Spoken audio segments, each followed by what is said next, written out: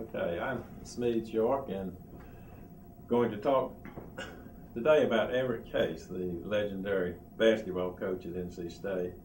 I had the privilege of playing on Everett Case's team, the Wolfpack, from 1959 to 1963. We had mandatory freshman teams, so I played on the freshman team, 59-60, was redshirted a year, and 2 years on the varsity, and then I actually graduated. I had one more year of eligibility, but I wasn't getting to play much. But I got to know Everett Case really well and would like to talk about him. He had so much to do with the success today of the Atlantic Coast Conference and just the whole image, you might say, of basketball in this area. Everett Case came to NC State in 1946. He had been a very, very successful Indiana high school basketball coach. In fact, Indiana basketball high school is known for its competitiveness, and he actually won 4 Indiana State high school championships. So he was well known as a high school coach, and during the Second World War, he was in the lieutenant commander in the Navy, and in 1946, NC State wanted to elevate its basketball program, and they were looking for a coach, and they talked to Chuck Taylor, and he said the best coach in the United States is Everett Case. And Chuck Taylor was famous for the tennis shoes, but he knew Case from coaching against him in high school. Everett Case never actually was a player, which is really interesting that a coach would be so successful. But anyway, he came in 1946, and his players were his family. He never married. He was like a father to so many of the players, and he really kind of had a personality where he could be very gruff, very direct, particularly in practice and in the games. He'd get red-faced, but off the court, totally different person. He'd see you on campus. He'd say, "How you doing, boy? Come on in. We'll talk it over." He was really like a father figure to so many of the players. He, as I said, coached until the 1964-65 season. He actually had gotten sick, and he started that 64-65 season. He actually died in 1966, but the fascinating thing is he had, as I said, he had never married, and his players were his family. He did have a sister, but he left his money, some for his sister, but a lot for his players in different shares. And I was privileged to receive 2 shares, which some people got 3, some got 2, some got 1, some got a half, and some got 0. So it wasn't based on how good you were on the court or how much you played. So it was quite an honor and really quite a surprise when I heard about that. When he came in 1946, as I said, he'd been a very successful high school coach in Indiana. He'd coached while he was in the service during the war, the Second World War. But the Coliseum, Reynolds Coliseum, had just been started construction, but it was just sitting there. Essentially, the footings, I think some of the steel was in the air. And what Everett Case wanted to do was expand the Coliseum, make it bigger. It was going to be the size originally planned of the Duke facility. So it was actually elongated. So if you go in the Coliseum today, you see it seems like some seats near the ends don't really face the court. And really that's the reason. But he was a great promoter, great coach, but a great promoter. One of the things that he promoted and got started was the Dixie Classic basketball tournament, which is was a wonderful tournament. First year was held in 1949 and went through 1960. And the tournament actually was hosted each year, and it was played in Reynolds Coliseum. In fact, Reynolds Coliseum opened in 49, and the first Dixie Classic was in 49, a few months after it opened. NC State, Duke, Carolina, and Wake Forest were the host schools each year, and they would invite teams from across the country to come in and play a full tournament. Each first round would pit one of the state, Duke, Carolina, Wake Forest versus one of the visiting teams, and then they'd be tournament all the way through. Everybody would play 3 games. Somebody would win 3, somebody would lose 3, a couple of them would win 2, a couple of them would win 1. the consolation bracket. So it was wonderful, right? It was always held right between Christmas and New Year's, so it was a great time.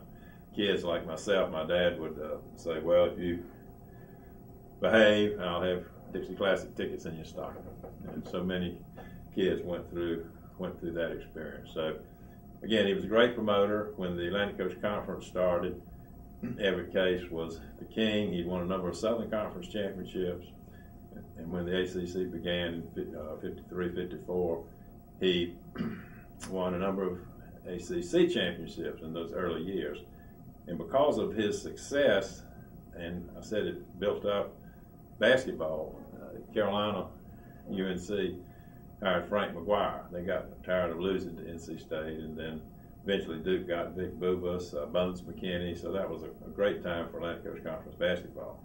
Although NC State dominated most of the 50s, in 57, Carolina, UNC won the national championship. That was with their perfect, I think, 33-0 season, beating Kansas and Wilt Chamberlain along the way in the tournament. So a lot of the success of the Atlantic Coast Conference can be attributed to Everett Case. And he was, again, great coach, but a great promoter. He didn't do so much of what they call the X's and O's. Usually his assistant coach would do a lot of that.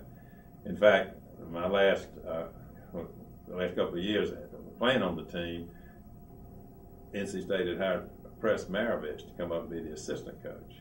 And Press had been head coach at Clemson. Of course, Press was the father of the great Pete Maravich. But one day at practice, Everett came out on the court. We weren't doing too well. It was a practice session. He kind of chewed us out for a while, and then he said, "Okay, Press, come go over that technical stuff."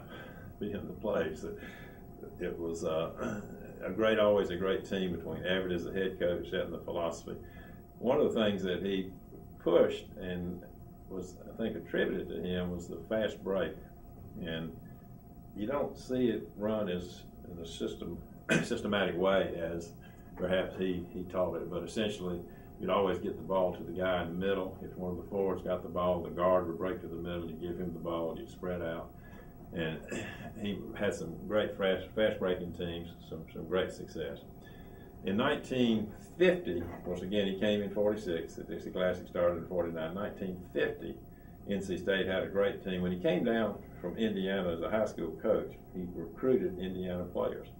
In fact, the first team he had, or one of the first teams, had like 10 players from Indiana. One of whom was Norm Sloan, who became a coach in subsequent years. But in the 1950 season, 49-50 season, NC State actually got into the Final Four. It wasn't called the Final Four in those days, but they were the four teams left. NC State beat Holy Cross to get to that point, and then lost to CCNY in the semifinals. Holy Cross had a famous basketball player by the name of Bob Cousy. So that was 1950. Perhaps his best team was the 55-56 team that featured Ronnie Shavlik, All-American center, great guy, ended up being a real leader in this community, and unfortunately died of a very early death in 1983. But the 55-56 team was terrific. They were ranked, got as high as number 2 in the country. Bill Russell in San Francisco with K.C. Jones was ranked number 1. Bill Russell, of course, went on to have a legendary career in the NBA. But in the last game of the regular season, Ronnie Shavlik broke his wrist and thought he might be out, but they were able to come up with a cast that he could, a bone called, I think, the navicular bone. So he could actually play, but he was somewhat limited. But they still nevertheless won the tournament, ACC tournament that year. You had to win the tournament. In those days, that was only one team from the conference would go to the playoffs. So they won the tournament, and he was getting to the point that he was going to be able to take the cast off. But the first game, and I remember this, I didn't go to the game, I just heard it on the radio. 55-56, won the tournament, played Canisius in the first round. Team out of New York, not so highly ranked. Again, State had been ranked as high as number 2, and we lost in 4 overtimes. My brother and I'll never forget listening to that game. I was like 15 years old and just went out crying. It was just terrible. I don't know that they would have won the national championship because of San Francisco and Bill Russell and all, but they certainly were competitive at that national level.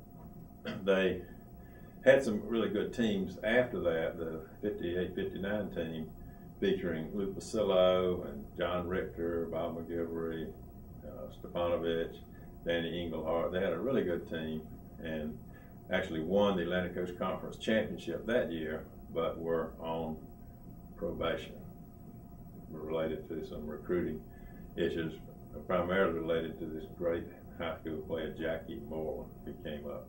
So they were on probation. So I guess the great teams that Everett Case had, certainly 1950, then the 55-56 team, the 58-59 team. Now, I had mentioned the Dixie Classic, which started in 1949 and went through, the last one being in 1960, December, latter part of December 1960. During that 59-60 season, it was noticed that some of the players, some of the NC State games, it appeared that some of the players weren't given 100%. And it turned out that Everett Case noticed that, particularly some of the, couple of the games before the Dixie Classic, that something was wrong. And what had happened, this was the infamous point shaving scandal, where the gamblers would come in and would get some of the players to say, we don't want you to lose the game. If they were favored to win by 10, they'd say, well, we don't want you to lose, we just want you to win by less than 10. So we had 3 players that were involved, and because of that, there were great restrictions, including the canceling of the Dixie Classic tournament. So the last one was held in 1960. And I always felt like that was a mistake to cancel it. Really, you were penalizing the players that didn't shave points. You were penalizing the fans, and had nothing to do with it. But perhaps you needed to de-emphasize basketball, and that it was de-emphasized for a while. So the teams that I was on, the varsity teams, weren't very good. We had recruiting restrictions, but Everett, that really broke his heart. He was the one that had determined that something was wrong, had called in the SBI, and it was a very difficult time. When the Raleigh Hall of Fame was first started a few years back, the initial class of inductees included Everett Case. He is a true icon and has done so much. He's really the father of basketball in the Atlantic Coast Conference. I think all the success the ACC has had, a lot of it can be attributed back to Everett Case. And he had a personality was interesting. I'll maybe end with one little anecdote. I was not a great player by any means, basically a bench warmer on the varsity, but one day I came in to practice late. I had been in a lab. I was in civil engineering, and I came in, my slide rule was in my pocket, and they were already practicing. The practice started at 4, and I got there probably about 5. And before I went down to put on my practice shorts and all, I walked by, and he said, York, what are you doing coming in late? I said, well, I had a lab, Coach, I had a lab. He said, this is tournament time, boy, get that crap out of the way. So he said you needed to be playing basketball. So he was very intense, but at the same time, he was a great father figure, and you could go in and talk to him about a problem or anything. So this area, this region, and this conference owes a lot to Everett Case, a great man. Thank you.